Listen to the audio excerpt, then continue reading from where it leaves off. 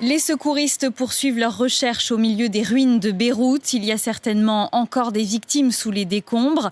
Selon le dernier bilan, la double explosion de mardi a fait plus de 110 morts, des milliers de blessés. 300 000 personnes se retrouvent sans abri. Les hôpitaux, déjà éreintés par la crise économique, la crise du Covid, sont submergés. Margot Bédé. Gravement blessé au dos, Wissam a dû se rendre dans 3 hôpitaux avant de pouvoir enfin être opéré.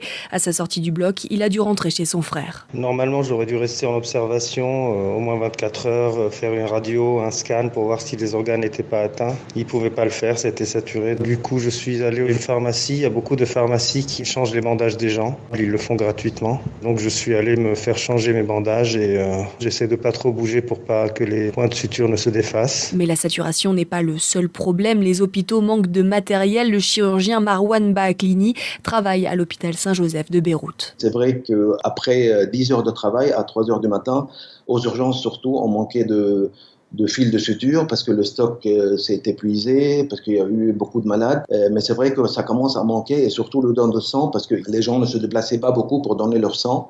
Et les banques de sang manquaient de sang. Les blessés plus légers ont été envoyés dans des hôpitaux à 50 km de Beyrouth. On a